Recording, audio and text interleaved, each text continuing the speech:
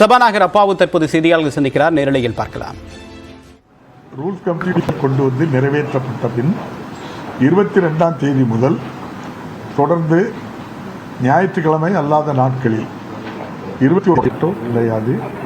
காலை 9:30 மணிக்கு சட்டமன்ற கூட்டத்தொடர் ஆரம்பித்து நண்பகல் 1:30 மணி வரையும், பின் மாலை 5 மணிக்கு ஆரம்பித்து இரவு 8 மணி வரையும் சட்டமன்ற கூட்டத்தொடர் நடைபெறும்.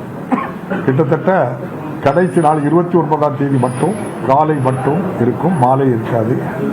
மற்ற நாட்களெல்லாம் மாலையும் காலையும் இருக்கும். கிட்டத்தட்ட கணக்கு பண்ணி பார்த்தா 16 அமர்வுகளுக்குரிய நேரப்படி சட்டமன்றம் கூடி விவாதிக்கப்பட்டு மானிய கோரிக்கைகள் மீது விவாதமும் வாக்கெடுப்பும் நடைபெறும். அது சட்டமன்றத்தில் பில் கொண்டு வந்த இடைக்கு அதில் கருத்து சொன்னாங்களோ அதையும் சேர்த்துக்கலாம். இப்போ இப்படிதான் முடிவு பண்ணி காலை 9:30 மணிக்கு சட்டமன்ற கூட்டத்தொடர் தொடங்கும். ஏற்கனவே கலைஞர் 96 அதே போல 2006 9:30 மணிக்கு தான் கூட்டப்பட்டது. உங்க நினைவுக்காக சொல்றேன். காலை மாலை நம்ம செஷன் வைக்கிறது தேர்தல் நம்ம விக்கிரவாண்டி தேர்தல் அறிவித்த காரணத்தினால்தான் நம்ம 24ஆம் தேதி தொடங்க இருந்த சட்டமன்ற கூட்டத்தொடரை 20ஆம் தேதிக்கே வச்சிருக்கோம். அதனால்தான் நாட்கள் காலை மாலை வைக்க வேண்டிய ஒரு கட்டாயம் ஏற்பட்டது. அது நீங்க அமைச்சரவையில் கேட்கணுமா? அவங்க கொண்டு வந்தாக்கி நான் பில்ல பாஸ் பண்ணி விடுறதுதான் எல்லா நாட்களையும் கேள்வி நேரம் இருக்கும்.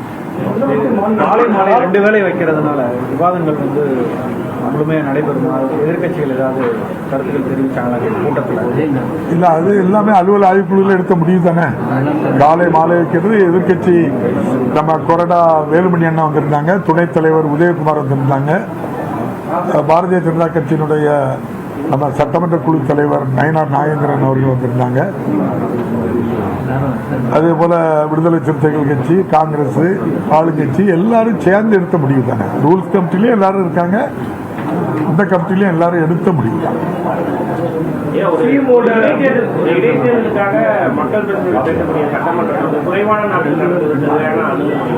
இது குறைவான நாள் நீ சொல்றீங்களோ?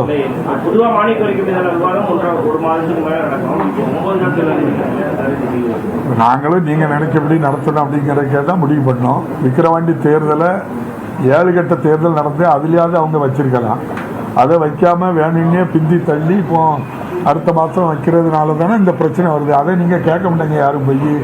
அதை நம்ம தேர்தல் கமிஷனை பார்த்து என்னையா 7 கட்ட தேர்தல் இந்தியாவில் நடக்கு, இதை வச்சிருக்கலாமா முன்கூட்டின்னு யாராவது போய் சொல்றீங்களான்னாக்கி அது எனக்கு தெரியல. நீங்கள் சொன்ன மாதிரி நான் பத்திரிகையிலையும் ஊடகத்திலையும் பார்க்கவே இல்லை.